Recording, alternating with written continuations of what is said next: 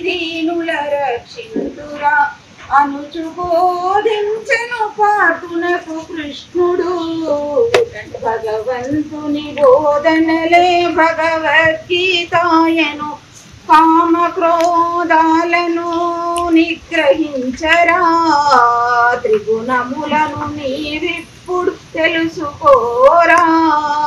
సత్వగుణము నీ మనసున స్థాపించుకోరా. నిత్యము సుఖ శాంతులతో నీ ముందుగురా అనుచు బోధించెను పార్థునకు కృష్ణుడు. భగవంతుని బోధనలే భగవద్గీతాయను తామసమనతిమిరమున అజ్ఞానము నిందెరా. రజోగుణమునందున రాగద్వేషాలురా. సత్వగుణమునందున శాంతమప్పురా. శుద్ధ సత్వజ్ఞానముతో పరమాత్మను కనుగొనరా అనుచు బోధించెను పార్థునకు కృష్ణుడు. భగవంతుని బోధనలే భగవద్గీతాయను విశ్వవ్యాప్తమయ్యున్న నా రూపము చూడరా. విశ్వమంత తేజరిల్లి వెళ్ళి విరియురా. కాలుడను నేనేరా కాలమును నేనేరా. అవనిలో నానువనువు నాలోనే ఉన్నదిరా అనుచు బోధించెను పార్థునకు కృష్ణుడు. భగవంతుని బోధనలే భగవద్గీతాయను సకల జీవ చైతన్యము నేనేరా. సకల దేవతాగణము నేనేరా. ఏ రూపము కొలిచినా ఏనా సత్యము ప్రేమ కరుణ దైవ రూపము. నిత్యము మనసున నిలుపుకోరా. అసుర గుణములకు నీవు తావీయకురా. అసుర గుణము పశువుగా మార్చేనురా అనుచు బోధించెను పార్థునకు కృష్ణుడు. భగవంతుని బోధనలే భగవద్గీతాయను సాత్వికమౌ ఆహారము స్వీకరించరా. శాంతి భావాలతో నీవుందువురా. జనుల కుక్షి లోపల జఠరాగ్ని రూపమై నేను సంచరింతురా. నీకు జీవమిత్తురా అనుచు బోధించెను పార్థునకు కృష్ణుడు. భగవంతుని బోధనలే భగవద్గీతాయను ఆశ అహం నిన్ను బంధించు గొలుసురా. ఆశ అహం నిన్ను బంధించు గొలుసురా. అంతరంగ శుద్ధితో మాయను తొలగించరా. జీవరాశులన్నిటిలో దేవుని వీక్షించరా. జీవుడనే మాయ తొలగి దైవం నీవౌదువురా అనుచు బోధించెను పార్థునకు కృష్ణుడు. భగవంతుని బోధనలే భగవద్గీతాయను అందరి హృదయాలలో ఆత్మనై ఉందురా. పొందుగా నా మాయతో జీవుల నాడింతురా. జీవిత నాటక రంగపు సూత్రధారినై జీవులనే బొమ్మలుగా సాధించుచుందురా అనుచు బోధించెను పార్థునకు కృష్ణుడు. భగవంతుని బోధనలే భగవద్గీతాయను భక్తి జ్ఞాన వైరాగ్యము సాధించుమురా. సర్వధర్మాలను నాకే అర్పించరా. ధర్మ మార్గాన నీవు సంచరించరా.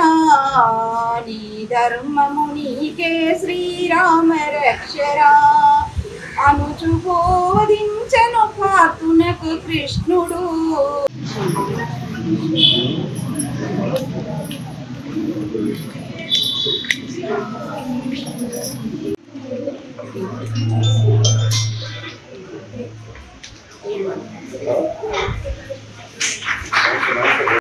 నాలెడ్జ్ ఎంతో ఉంటుంది. కానీ అందులో మనకు ఒక చిన్న పాట తెలిసినా మన భగవద్గీత అంటే ఒక లక్ష్యానికి ఒక నాకు అందరి జీవితాలన్నా భగవద్గీత అనేది ప్రతి సమయంలో ఎక్కడో ఒక దగ్గర ఉపయోగపడుతుంది. దాన్ని మనం మంచి పనులుగా ఉపయోగించుకొని కృష్ణుడు చూసిన ప్రతి మాట ఎక్కడ ఉపయోగపడుతుంది అని ఆలోచించిన వాళ్ళకు ఇది అర్థమవుతుంది. నా జీవితంలో కూడా ఎన్నో చోట్లలో జరిగింది. భగవద్గీత అంటే నేను గుర్తు తెచ్చి శ్లోకాలు చెప్పింది ఏం లేదు. నిజం చెప్పాలంటే నేను చిన్న ఉన్నప్పుడు మా అమ్మ నాన్నతో కలిసి కూర్చునేటప్పుడు దూరదర్శన్ ఛానల్లో ఈ భారతం గురించి దాని గురించి కృష్ణుడి గురించి చెప్పేటప్పుడు వాళ్ళ పక్కన కూర్చొని నేను వినేదాన్ని. అప్పుడు చూసేదాన్ని. ప్రతి వారం ఎక్స్ప్లెనేషన్ అనేది ఎక్కిపోయింది. దాన్ని ఆచరిస్తానా నా ఫ్యూచర్లో ఏర్పడుతుందా అనేది మనకు అప్పుడు తెలియదు. కానీ నా జీవితంలో కొన్ని సమస్యలు వచ్చినప్పుడు ఒక ఆయుధంగా నాకు అది ఏర్పడింది. నేను అంటే స్కూల్ లైఫ్లో మనం వెళ్తూ ఉన్న టైంలో పోటీలలో ఓడిపోతున్నాం, గెలుస్తున్నాం. ఆ టైంలలో గెలుస్తాం ఓడుతాం అని నాకు కూడా భగవంతుని తెలుసుకోబోతుందని తర్వాత ఇంకా కొంచెం అయిన తర్వాత స్టడీ అయిపోతుంది. లైఫ్లో అడుగుతాం, పెళ్ళిళ్ళు వస్తుంది. నా లైఫ్ కూడా ఒక పెళ్లి సెట్ అయిన టైంలో వెళ్తారు అంటే ఖాళీ ఉంటుంది. అప్పుడు కొంతమంది వచ్చేసి ఖాళీ అయిపోయింది కదా తెలియదు అంటే అక్కడ ఎక్కడో విన్నది అంటే ఏది జరిగినా మన మంచికి జరుగుతుంది. ఇక్కడ ఒక చెడు జరిగింది అంటే దీనివల్ల ఏం జరిగిందో అది అనేది నాకు కర్మ సిద్ధాంతంగా రాష్ట్రపతి కాబట్టి అతనితో నాకు జరిగింది. అందుకని అది జరగని అని అక్కడ ఒప్పుకోవడం వల్ల నాకు వివాహం జరిగింది. అది కృష్ణుడి మాయలో ఏమంటారు కదా, ఇట్లా మన విధిలో అతను ఎవరు తప్పించలేదు. మన విధిలో ఎవరు రాసి పెట్టుకుంటే అది మన విధికి మనకు తగ్గట్టుగా అది నడిచిపోతుంది. ఇది నా జీవితంలో జరిగిన మొదటి స్టెప్. రెండో స్టెప్ ఏంటంటే వివాహం అయిన తర్వాత మామూలుగా ఒక ఏమంటే నా భర్త ఒక లైఫ్ అంటే ఒక జాబ్ చేస్తున్నాడు. కాలు ఇరిగిపోవడం వల్ల జాబ్ అనేది పడిపోయి ఆగిపోయింది. నెక్స్ట్ ఏం చేయాలి, ఒక శూన్యం ఏర్పడింది. అప్పుడు ఒక ఆలోచన అనేది ఉండదు. అప్పుడు మనకి ఏంటంటే మనం ఎప్పుడో విన్న పనులు మనల్ని మోటివేట్ చేస్తాయి. చిన్నప్పుడు విన్న భగవద్గీత అనే ఒక మంచి పనులు అంటే కర్తవ్యం నిర్వర్తించాలి. మనకి ఏది జరిగినప్పుడు శూన్యంగా ఉన్నప్పుడు ఏదో ఒకటి ఉంటుంది, ఒక లక్ష్యం అనేది మనకంటూ ఒక పని ఉంది, మనకు తెలిసింది ఏదో ఉంటుంది, సరే నువ్వు నిర్వర్తించు అనే విధానం చెప్పినప్పుడు సరే ఏం చేయాలన్నప్పుడు ఒక ఆలోచన వచ్చింది. ఒక ఛానల్ పెట్టుకుందామని అనిపించింది. అది చేస్తామని చేయమంటే నాకు వర్క్ కూడా రాదు. సరే చేద్దాం అని అనుకునే టైంలో ఆయన కంప్లీట్ చెప్పి తరం అయిపోయి ఒక 45 days వరకు మొత్తం ఈ లోకాన్ని మర్చిపోయింది. ఆ టైంలో అసలు ఏంటంటే ఇక్కడ ఎవరిని గుర్తుపట్టాడు, భర్తను భార్యను గుర్తుపట్టాడు, తల్లిదండ్రులను గుర్తుపట్టాడు, ఏమీ తెలియదు. సో నేను హాస్పిటల్లో కూర్చుంటే కూడా ఇప్పుడు కాలానికి మలుచుకుంటే ఒక సినిమాలు కూడా కనిపిస్తుంది. సినిమాలు చూస్తుంటే ఏంటంటే సినిమాలలో మంచిగా ఉంటుంది. నాకు ఒక భద్రాచల సినిమాలలో ఒక సాంగ్ ఉండేది, ఒకటే గమనం ఒకటే గమ్యం అంటూ ఒక పాట లేదు. అది చోళలో మోస్తుంది. ఓకే ఇప్పుడు ఏం లేదు, పెళ్ళి అంటే దేవుడు పాటు రథసారథిగా నిలబడి ఆయన నడిపించే టైంలో నీ కర్మ నీ సిద్ధాంతం ఒకటే ఏంటంటే నీ ముందు నీ బాబు ఎదుటి వాళ్ళు ఉన్నా సరే నీ లక్ష్యం ఏంటంటే నువ్వు ఈ యుద్ధాన్ని గెలవడం నీ లక్ష్యం కాబట్టి నీ లక్ష్యం కోసం పాటు పడాలి, నువ్వు చేయాలి అన్నట్టు నాకు కూడా నా భర్త కూడా నా లక్ష్యం సరే దానికోసం నేను చేయాలి అంటే నా భర్తను బయటకు తీసుకోవాలి. ఆ టైంలో నేను కష్టపడితే జరిగిన 15-17 years అంటే అక్కడ లక్ష్యం ఏంటి, కృష్ణుడు చెప్పే విధానం ఏంటంటే మనం చేసే పని మీద చేసే కార్యం మీద కరెక్ట్గా మనం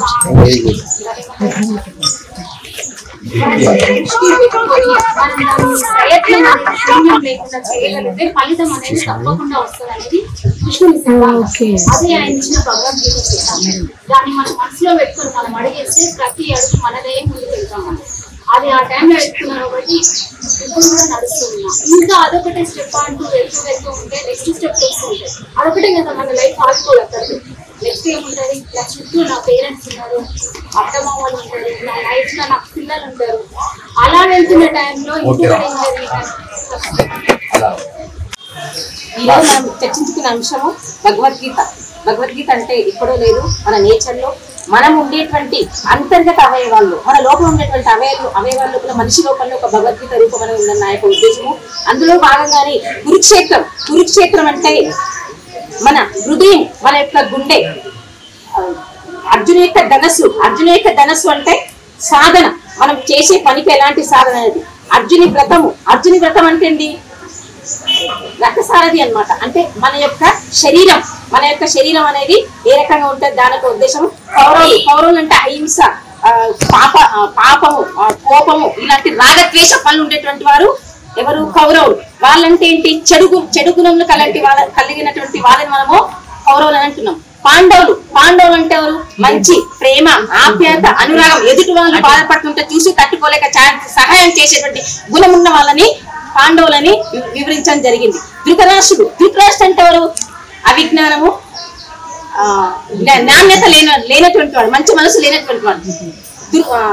దుర్యోధనుడు అవివేకము, అజ్ఞానం, కామము, కోరికలు. ఇలాంటి ఆలోచన మనం కవర్ చేసుకుంటే ఆటోమేటిక్ మన జీవితంలో ఒక మంచి లైఫ్ తీసుకోగలుగుతాము.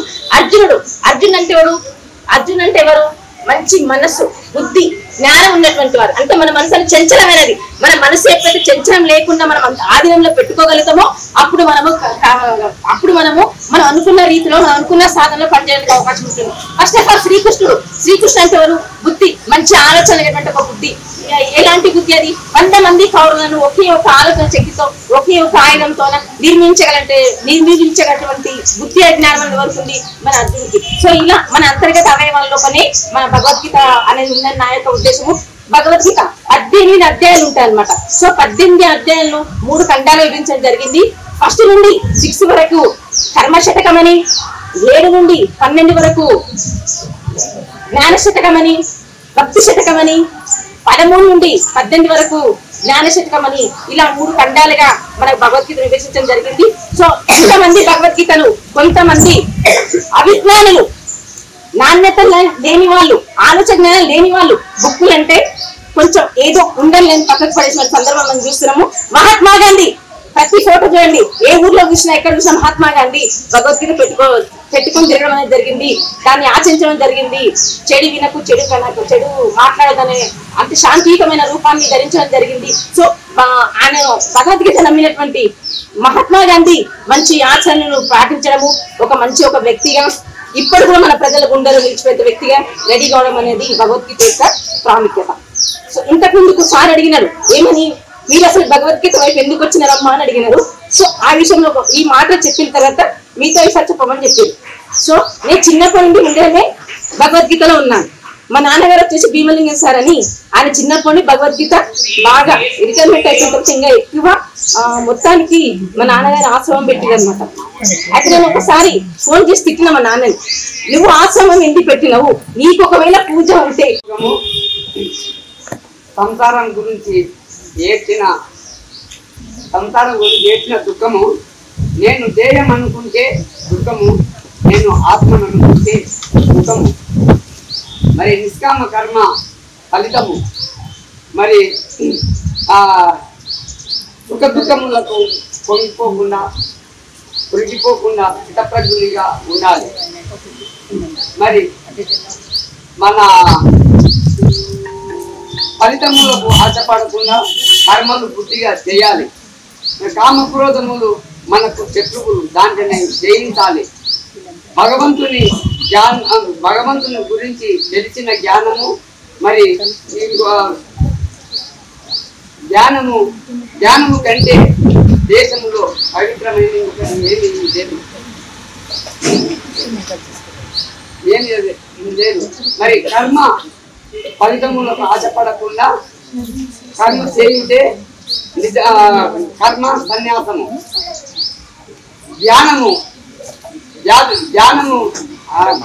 ధ్యాన నిష్టను చేస్తూ భగవంతుడు చెప్పినట్టు ధ్యానం చేసి యోగము చెందవలని.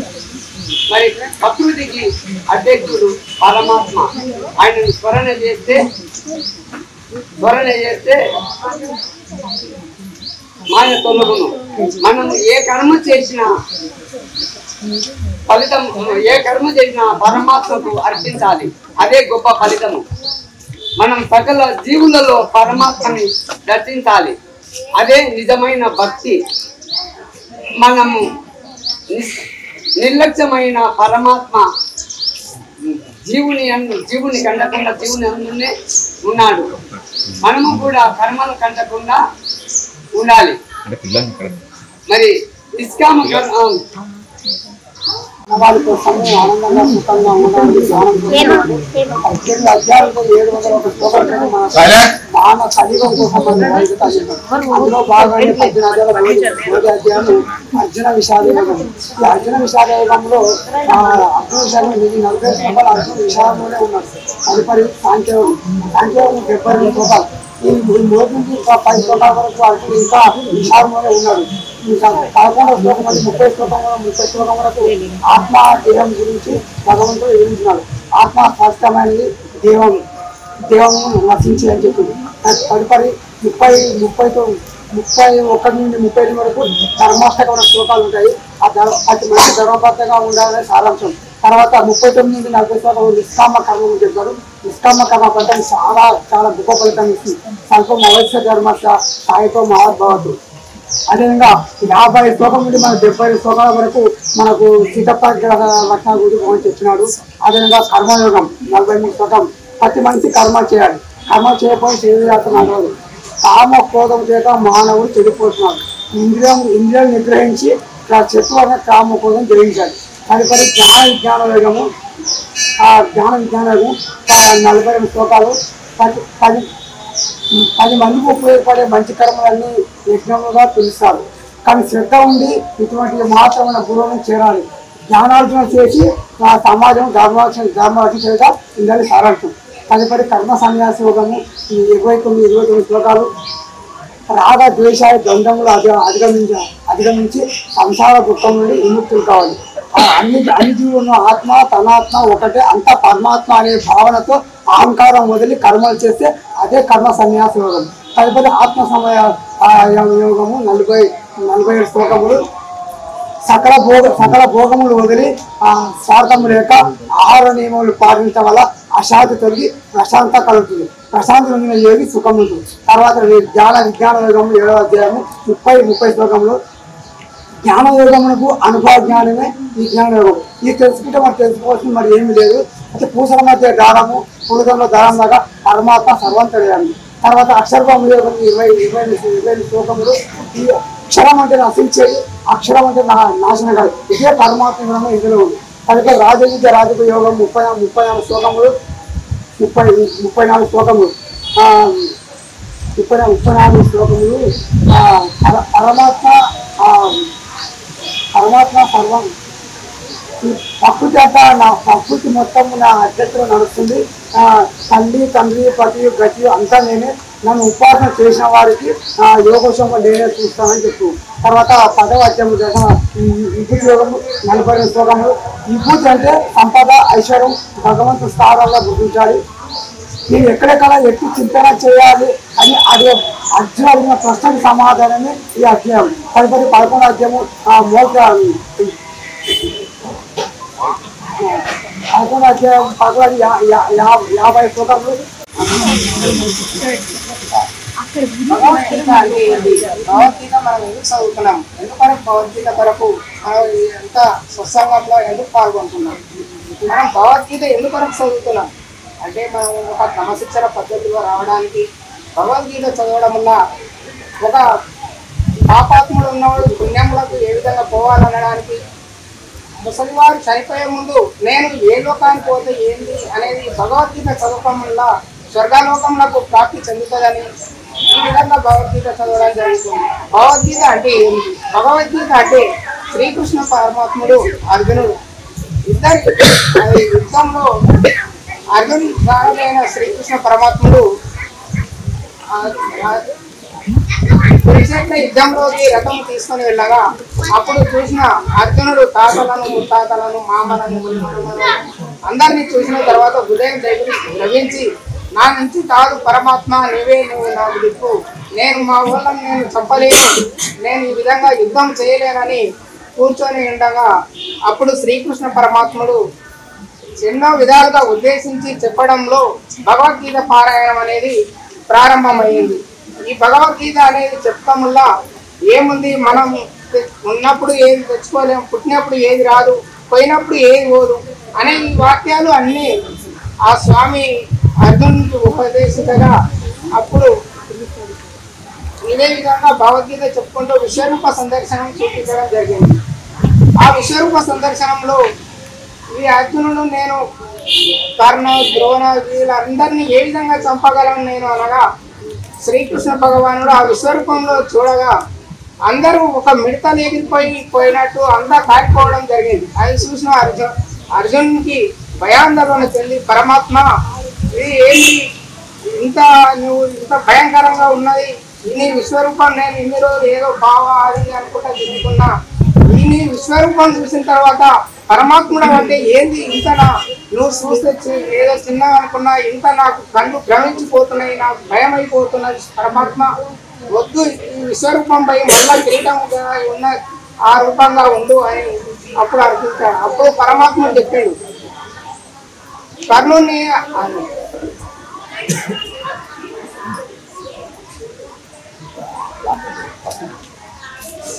కర్ణుడు, ద్రోణుడు వీరందరూ నువ్వు సంహరించకున్నాను నా ఎందే సంహరించబడిపోతున్నారు, కన్మలను మీరు సంహరింపము అని శ్రీకృష్ణ భగవాను చెప్పారు. ఆ విధంగా భగవద్గీత అనేది మనకు ఒక స్వర్ణాక్షరాలుగా మన అందుబాటులోకి వచ్చింది.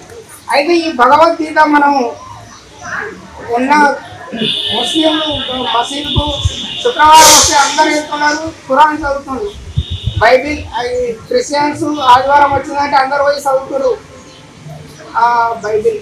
మన భక్తులు మాత్రము ఈ హిందువులు మాత్రము భారతదేశంలో 80% మంది భక్తులు ఉంటే ఒక 10% మంది భక్తులు కూడా భగవద్గీత చదవట్లేదు.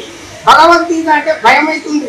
భగవద్గీత అంటే ఏంటంటే భగవద్గీత అంటే మాకు అది చాలా పొట్టుగా ఉంటాయి, అక్షరాలు మాకు చదవనికి రాదు, భగవద్గీత చదివితే ఏమొస్తుంది, ఆ భగవద్గీత ఎందుకు చదవడం అన్నట్టు ఉంది. కానీ దాని గురించి ఎవరు తెలుసుకోవడం లేదు మన హిందూ ధర్మం ప్రకారంగా.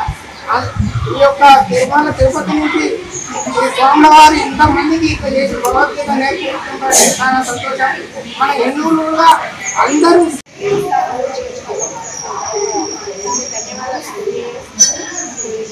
భగవద్గీత గురించి భగవద్గీత అంటే పవిత్రమైన గ్రంథము.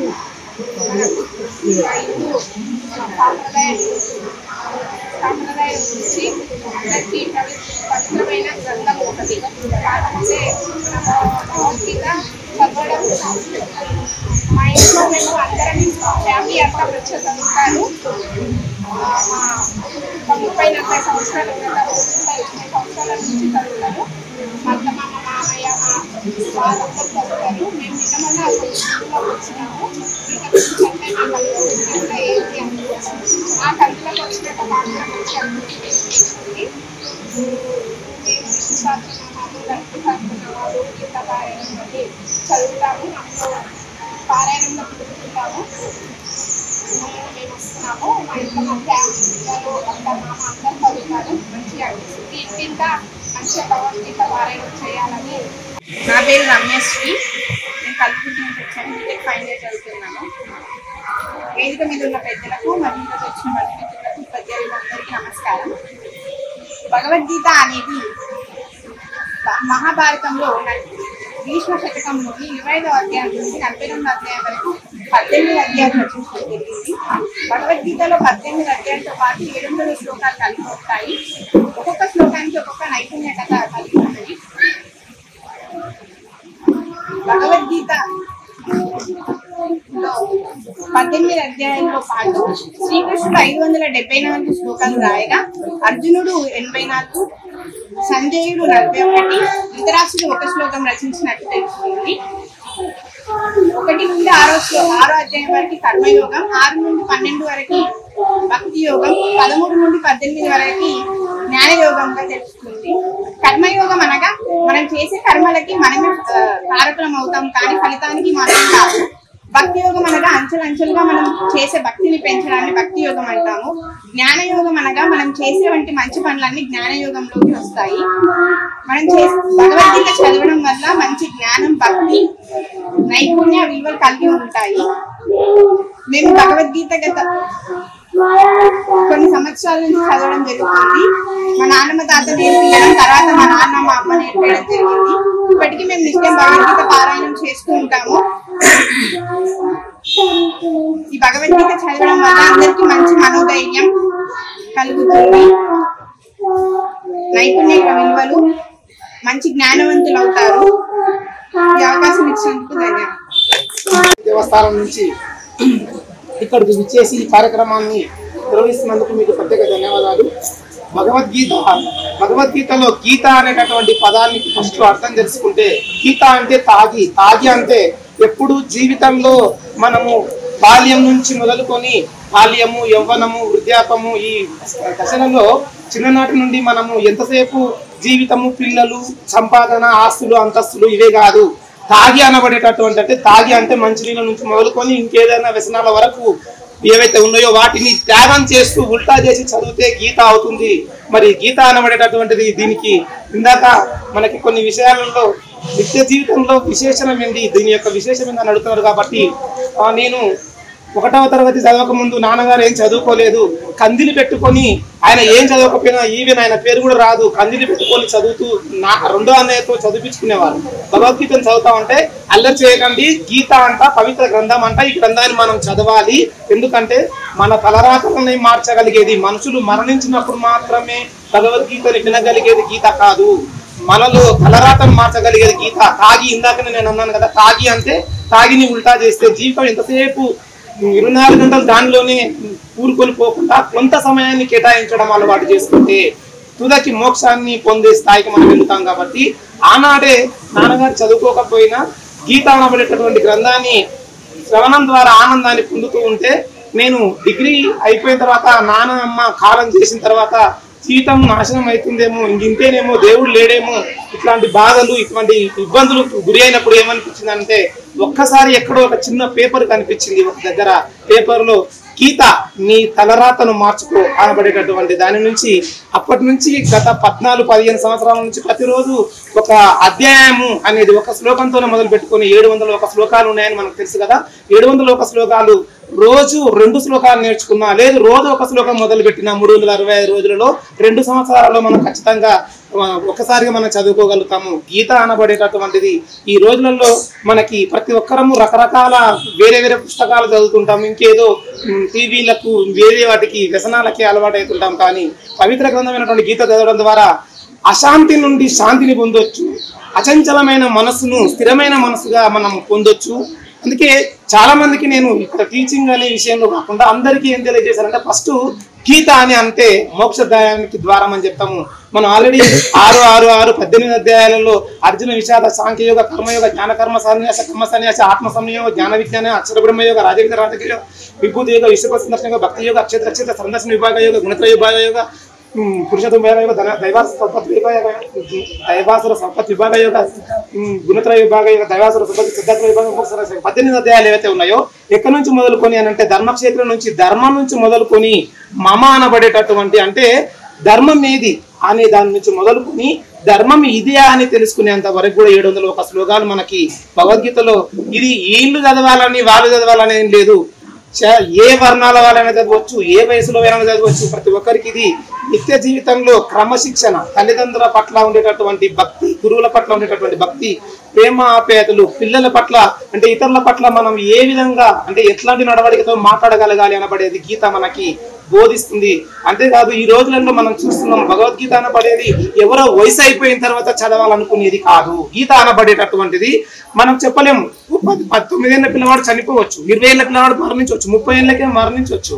కాబట్టి ఈ భక్తి అనేటటువంటిది అంటే జ్ఞాన మార్గం ద్వారా మనం ఎంచుకోవాలి అని అంటే ఖచ్చితంగా మొక్కై ఉందని మానవ ఉండదు. కాబట్టి పిల్లవాడికి చిన్ననాటి నుండే వారికి అద్భుతంగా గీత అనబడేటటువంటి శ్లోకాన్ని మనం మొదలు పెడితే వాడికి ఒక దారిని చూపిస్తే ఆ కృష్ణ పరమాత్ముడే ఖచ్చితంగా అర్జునుడికి ఏ విధంగా అయితే ధనుర్విద్యలలో తర్వాత ఏమంటారు పాశుపత శాస్త్రాన్ని సాధించినటువంటి వాడే భయానికి లోనైన వాడు మానవుల నిమిత్తం మనమెంత. కాబట్టి భయం లేకుండా జంకకుండా ధైర్యంతో స్థిరంగా మనోవ్యాధి నుండి వైదొలిగించుకోవడానికి తర్వాత నేను సాధించగలుగుతాను అనబడేటటువంటి ఒక అచీవ్మెంట్ వరకు కూడా గీత అనేది మనం అందరికీ ఉపయుక్తంగా ఉపయోగపడుతుంది. కాబట్టి ఇది పుస్తకం మన వెనకాల ఫోన్ కాదు ఉండాల్సింది, మన వెనకాల ఒక చిన్న పుస్తకం ఉండాలి. ఫిజికల్ గా మనకి దీంట్లో ఉంది, ఫోన్ లో ఉంటుంది, ఫోన్ లో అన్నీ ఉంటాయి. నచ్చుతుంది నచ్చదు, మీరు కూడా నచ్చకండి దయచేసి. అంటే నాకు నచ్చింది మీకు నచ్చాలని నేను చెప్పట్లేదు.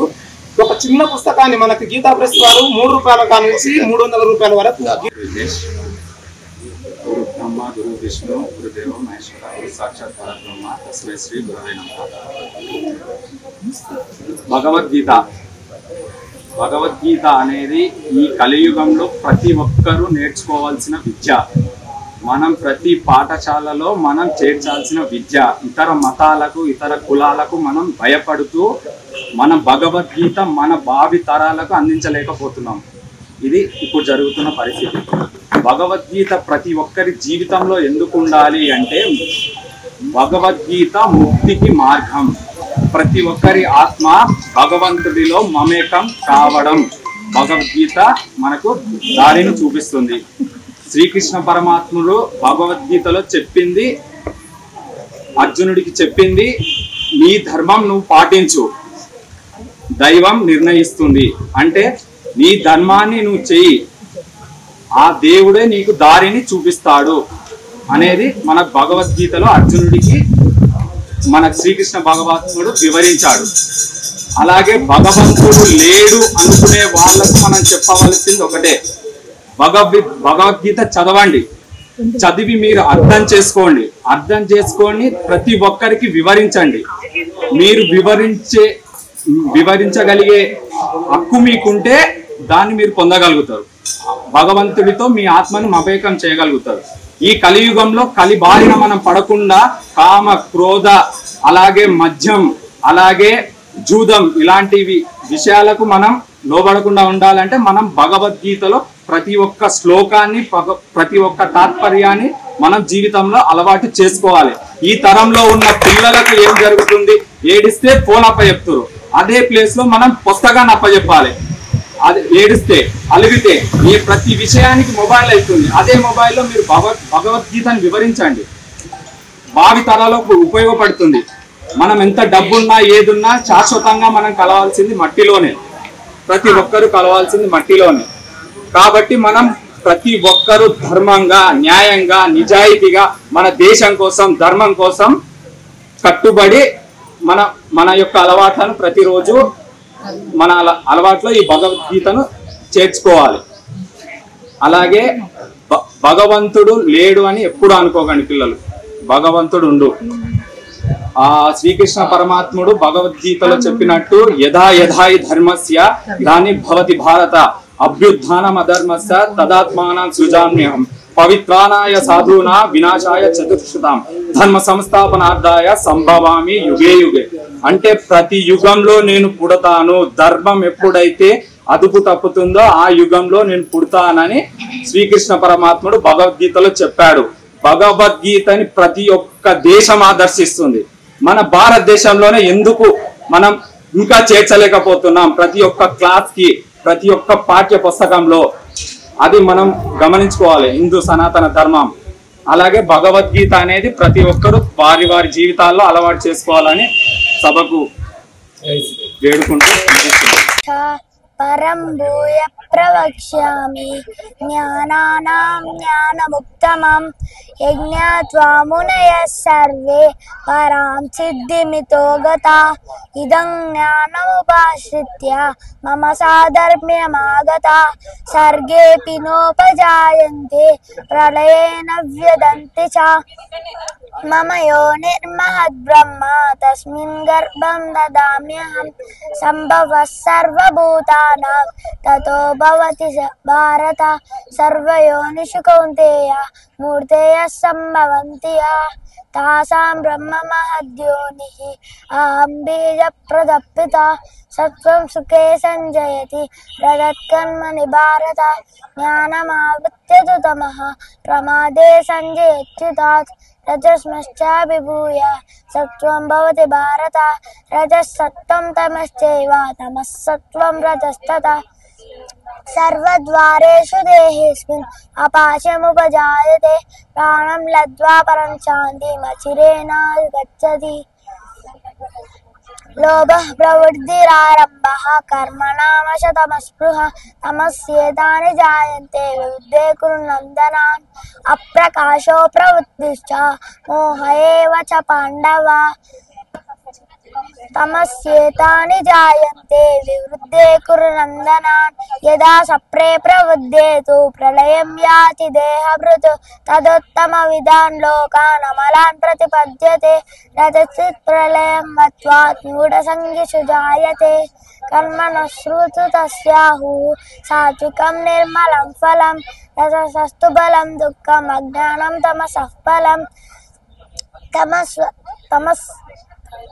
सत्त्वात् संजायते ज्ञानं रजसो लोभ एव च प्रमादमोहो तपसो भवतो ज्ञानमेव च ऊर्ध्वं गच्छन्ति सत्त्वस्ता मध्ये तिष्ठन्ति राजसा जगन्यगुणवृत्तिश्च अधो गच्छन्ति तामसा नान्यं गुणे व्यक्तकारं यदामश्चानुपश्यति गुणे व्यक्तपरं वेत्ति मद्भावं चोदिगच्छति गुणानेतानतीत्यत्रि देहि देहसमुद्भवात् जन्म मृत्युजरा दुःखै विमुक्तो अमृतमश्नुते अर्जुन उवाच कैर्लिङ्गैत्रिगुणानेतानतितो भवति प्रभो किमाचारः कथं चैतां श्रीगुणानतिवर्तते श्रीभगवानुवाच प्रकाशं च प्रवृत्तिश्च मोह एव च पाण्डवा न द्वेषी सम्प्रवृत्तानि न निवृत्तानि काङ्क्षति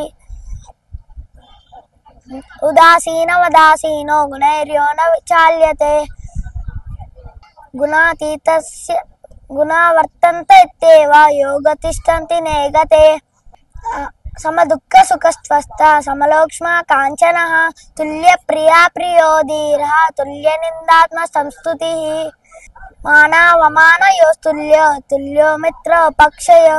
ఈరోజు ఇక్కడ మన కల్వకుర్తిలో భగవద్గీత పోటీలు మన టీటీడీ హెడ్ ఎవరైతే మామూనార్ హెడ్ టీటీడీ ఉత్తరాపల్లి రామాచారి గారు ఉన్నారో వారి ఆధ్వర్యంలో చాలా మంచిగా జరిగిందని అందరూ అనుకుంటున్నారు. నేను విన్నాను అది కూడా.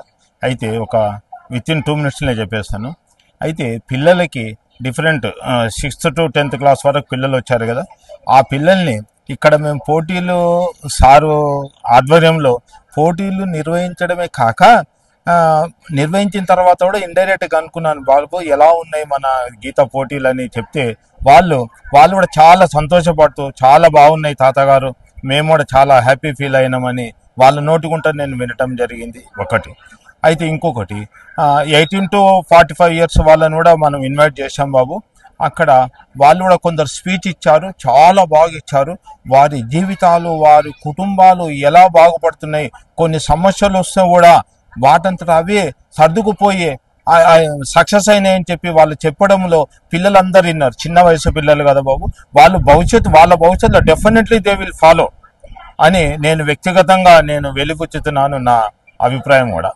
ఈ రకంగా ఏడుకొండల వారు మిమ్మల్ని కూడా మంచిగా ఆశీర్వదించాలని, భవిష్యత్తులో నెక్స్ట్ ఇయర్ ఇంకా గ్రాండ్ సక్సెస్ చేస్తామని సార్ ఆధ్వర్యంలో అని నేను చెప్తున్నాను.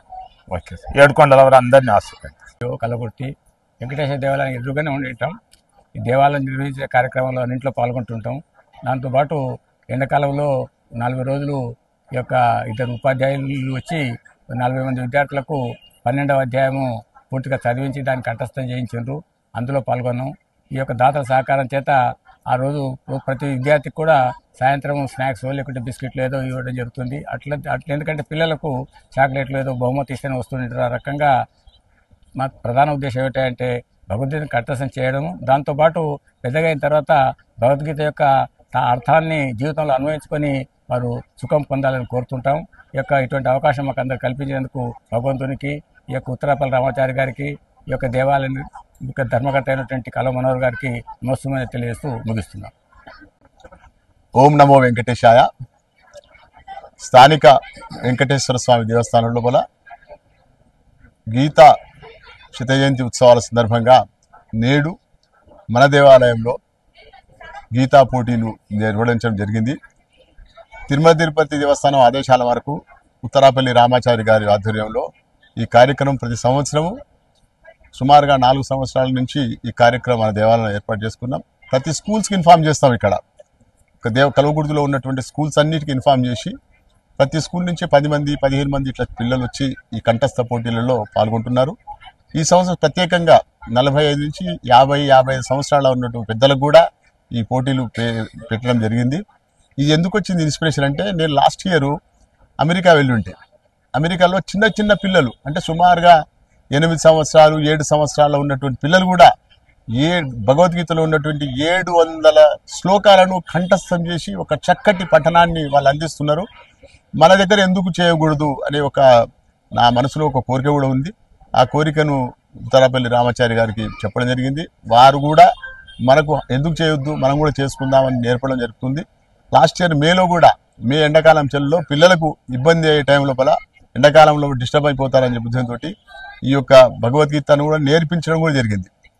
గుట్టిగా పిల్లలు రారు కదా, ఏదో స్నాక్స్, బిస్కెట్ ప్యాకెట్లు, అరటిపండ్లు, బ్రెడ్ ప్యాకెట్లు ఇట్లా మేము దేవాలయం తరఫున మా కృష్ణయ్య సారి గారి ఆధ్వర్యంలో ఈ యొక్క కార్యక్రమం కూడా చక్కగా చేసుకున్నాం. ఇటువంటి కార్యక్రమం ఎన్ని చేసినా మేము చాలా చక్కగా కల్వకుర్తి ప్రజలందరికీ ఉపయోగపడేలా ఈ కార్యక్రమం చేస్తామని మేము అనుకుంటూ ఈ యొక్క అవకాశాన్ని ఇచ్చిన మాకు ధన్యవాదాలు.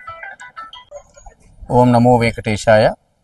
నా పేరు డాక్టర్ ఉత్తరపల్లి రామాచార్యులు. ఉమ్మడి మహబూబ్నగర్ జిల్లా కార్యక్రమ నిర్వాహకులుగా తిరుమల తిరుపతి దేవస్థానం హిందూ ధర్మ ప్రచార పరిషత్తులో పనిచేస్తున్నాను. అయితే ఈ సంవత్సరం 2025కు గాను భగవద్గీత జయంతి సందర్భాన్ని పురస్కరించుకొని మహబూబ్నగర్ ఉమ్మడి జిల్లాలో మొత్తం 5 జిల్లా కేంద్రాలలో మరి భగవద్గీత కంఠస్థ పోటీలు నిర్వహించాలని తిరుమల తిరుపతి దేవస్థానం వారి సంకల్పం ప్రకారంగా మరి మొదటగా నారాయణపేట, తర్వాత గద్వాల, వనపర్తి, మహబూబ్నగర్ 4 కేంద్రాలలో మరి భగవద్గీత కంఠస్థ పోటీలు నిర్వహించడం జరిగింది. చివరగా నాగర్ కర్నూలు జిల్లాలోని కల్వకుర్తి శ్రీ లక్ష్మీ వెంకటేశ్వర స్వామి దేవాలయంలో మరి ఈ భగవద్గీత కంఠస్థ పోటీలు ఈరోజు విజయవంతంగా నిర్వహించినాము. అయితే గత 4 సంవత్సరాలుగా శ్రీ వెంకటేశ్వర స్వామి దేవాలయంలో ఈ కార్యక్రమం నిర్వహించుకుంటూ వస్తున్నాం. ఈ సంవత్సరం కూడా మరి ఈ యొక్క కల్వకుర్తి, నాగర్ కర్నూలు పరిసర ప్రాంతాల నుంచి విద్యార్థులు దాదాపు ఒక 150 మంది వరకు విద్యార్థులు పార్టిసిపేట్ చేశారు. 6వ తరగతి నుంచి 9వ తరగతి వరకు, తర్వాత 10వ తరగతి నుంచి ఇంటర్మీడియట్ వరకు, 18 సంవత్సరాల నుండి 45 సంవత్సరాల లోపు వయోజనులతో ఈ కంఠస్థ పోటీలు నిర్వహించడం జరిగింది. చాలా అద్భుతంగా ఈ కార్యక్రమాన్ని నిర్వహించుకున్నాం. మరియు ఈరోజు భగవద్గీత కంఠస్థ పోటీలో పార్టిసిపేట్ చేసినటువంటి విద్యార్థులందరికీ కూడా, వచ్చినటువంటి పోషకులకు, టీచర్స్కి అందరికీ కూడా మరి దేవాలయ ట్రస్టీ ధర్మకర్త మనోహర్ గారు అన్నదాన కార్యక్రమాన్ని కూడా చేశారు. ఈ కార్యక్రమం చాలా చక్కగా జరిగింది. ఈ విధంగా ప్రతి సంవత్సరం కూడా భగవద్గీత యొక్క ఆవశ్యకతను విద్యార్థి దశలో నుండే మరి విద్యార్థులకు అందాలనే ఉద్దేశంతో ఈ కార్యక్రమాన్ని తిరుమల తిరుపతి దేవస్థానం ఎన్నో సంవత్సరాలుగా నిర్వహిస్తూ వస్తుంది. మొత్తం ఈ 5 జిల్లాలు కలిపి ఉమ్మడి మహబూబ్నగర్ జిల్లాలో దాదాపు 1000 మంది విద్యార్థులు భగవద్గీత శ్లోక కంఠస్థ పోటీలో పాల్గొని ఎంతో ఆనందాన్ని పొందారు. ఆ విధంగా అంతమందిలో పార్టిసిపేట్ చేసినటువంటి వారికి జిల్లా వారీగా ప్రథమ, ద్వితీయ, తృతీయ బహుమతులు అందజేయడం జరుగుతుంది. ప్రథమ బహుమతి మరి 1116, ద్వితీయ బహుమతి 816, తృతీయ బహుమతి 516, వారికి మెమోటో, దాంతోపాటు సర్టిఫికెట్ కూడా అందజేస్తున్నాం. అయితే ఇంకా పార్టిసిపేట్ అయినటువంటి వాళ్ళకి మరి దాతల సహకారంతో వాళ్ళ కన్సోలేషన్ ప్రైజ్ కూడా ఇక్కడ ఈరోజు అందజేయడం జరుగుతుంది. మరి అందరూ కూడా ఎంతో సంతోషంగా ఉన్నారు. భగవద్గీత నేర్చుకొని భగవద్గీత అధ్యయనం చేసి అందరూ కూడా ఆ కృష్ణ పరమాత్మ యొక్క అనుగ్రహానికి పాత్రలు కావాలని కోరుతూ తిరుమల తిరుపతి దేవస్థానం అందించినటువంటి ఈ యొక్క అవకాశాన్ని సద్వినియోగం చేసుకొని విద్యార్థులు ఎంతో ఆనందాన్ని పొందినారని చెప్పి సంతోషంగా తెలియజేస్తున్నాను. ఓం నమో వెంకటేశాయ. హరే కృష్ణ. ఈరోజు శ్రీ వెంకటేశ్వర స్వామి దేవాలయం కల్వకుర్తిలో నిర్వహిస్తున్నటువంటి తిరుమల తిరుపతి దేవస్థానం వారి భగవద్గీత పోటీలు 3 రకాలైనటువంటి స్టేజ్లలో నిర్వహిస్తున్నారు. ఇది మహా అద్భుతము. ఈ గీత సంబంధించి భగవద్గీత యొక్క పారాయణం వల్ల పిల్లలలో మంచి మనోధైర్యము, ఆధ్యాత్మికత, భగవంతుని యొక్క కృష్ణుని యొక్క సందేశమైనటువంటి భగవద్గీతకు సంబంధించినటువంటి మొత్తం శ్లోకాలకు సంబంధించి కృష్ణునికి అర్జునునికి మధ్య జరిగినటువంటి ఆ యొక్క గురు శిష్యుల యొక్క పరంపర కేవలము ఆ భగవద్గీతనే కాదు, మానవాళి ప్రపంచానికి 14 భువనాలలో నాడు దేవతలకు ఏ విధంగా ఉపయోగపడిందో భూమండలం మీద ప్రతి మానవుడికి కూడా విద్యార్థి దశ నుంచి కూడా సామాన్య మానవుడి నుంచి మొదలుకొని ఏ వర్ణాలు అనేటివి తేడా లేకుండా ప్రతి వ్యక్తికి ఉపయుక్తంగా ఉండి ఇవి భవిష్యత్తులో ఎంతో మోక్ష మార్గానికి దగ్గరకు తీసుకెళ్తాయి. కాబట్టి ప్రతి ఒక్కరు కూడా భగవద్గీతని ప్రతిరోజు ఒక్క శ్లోకంతో మొదలుపెట్టి ఈ విధంగా ఒక్కసారైనా ఒక శ్లోకంతో చదివి ముందుకెళ్తూ ఉంటే భగవద్గీత యొక్క సారాంశం పూర్తిగా తెలిసి మనిషి ఏ విధంగా కామ, క్రోధ, లోభ, మోహ, మదమాత్సర్యాలను మొత్తాన్ని ఒకసారిగా వెనుకకి తీసుకొని అంటే వాటిని జయించి అరిషడ్వర్గాలను జయించి ఖచ్చితంగా అతడు ముందుకెళ్ళగలిగి మోక్ష మార్గాన్ని దగ్గర అయ్యి అనేక ఒకరి నుంచి మొదలుకొని వందల వేల లక్షల సంఖ్యలో కూడా ఈ భగవద్గీతను అద్భుతంగా అర్థం చేసుకొని 10 మందికి పంచగలుగుతారు. కాబట్టి మానవులు హిందూ ధర్మం ప్రకారం, సనాతన ధర్మం ప్రకారం కూడా ఈ యొక్క గీతోపదేశాన్ని గీత అంటే తాగి అంటే ఇక్కడ మనకి జీవితంలో ఎంతసేపు కూడా తిండి తిప్పలు, తర్వాత సంసారం, డబ్బు, సంపాదన అనేది కాదు. కొంత సమయము తాగి జీవితాన్ని త్యాగం చేస్తూ కొంత సమయాన్ని గీత ఉల్టా చేసి చదివితే, గీత అనబడేటటువంటి గీత పవిత్ర గ్రంథాన్ని చదివితే మనలో ఖచ్చితంగా ఆధ్యాత్మిక చింతన, మంచి మానవత్వ విలువలు, నైతిక విలువలు, ఇతరులతో ప్రవర్తించే విధానం, తల్లిదండ్రుల దగ్గర ఉండే విధానం, గురువుల దగ్గర ఉండేటటువంటి విధానం, సమాజంలో ఉండే ప్రవర్తన తీరు అన్నీ కూడా తెలిసిపోతాయి. కాబట్టి ప్రతి ఒక్కరూ భగవద్గీతకు ప్రియారిటీ ఇచ్చి జన్మధన్యం చేసుకోగలరని చెప్పేసి అందరికీ ఈ అవకాశం ఇచ్చినటువంటి మీ యాడ్ వారికి మా ప్రత్యేక ధన్యవాదాలు. శేఖర్, నేను 7వ తరగతి చదువుతున్నాను. నేను నోవిస్ ప్లే స్కూల్ నుండి వచ్చాను. ఓం శ్రీకృష్ణ పరబ్రహ్మణే నమః. శ్రీమద్భగవద్గీత అత చతుర్దశోऽధ్యాయః. గుణత్రయ విభాగ యోగః. శ్రీ భగవానువాచ పరం భూయః ప్రవక్ష్యామి జ్ఞానానాం జ్ఞానముత్తమం యజ్ఞాత్వా మునయః సర్వే పరాం సిద్ధిమితో గతః. ఇదం జ్ఞానముపాశ్రిత్య మమ సాధర్మ్యమాగతః.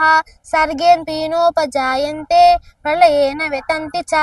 మమ యోనిత్ మహత్ బ్రహ్మ తస్మిన్ గర్భం దదామ్యహం. సంభవః సర్వభూతానాం తతో భవతి భారత. సర్వయోనిషు కౌంతేయ మూర్తాయ సంభవంతి యా. తాసాం బ్రహ్మ మహద్యోని అహం బీజ ప్రతపిత. సత్వం రజస్తమ ఇతి గుణాః ప్రకృతి సంభవాః. నిబధ్నంతి మహాబాహో దేహే దేహి నమవ్యయం. తత్ర సత్వం నిర్మలత్వాత్ ప్రకాశకమనామయం. సుఖ సంగేన బధ్నాతి జ్ఞాన సంగేన చానగా.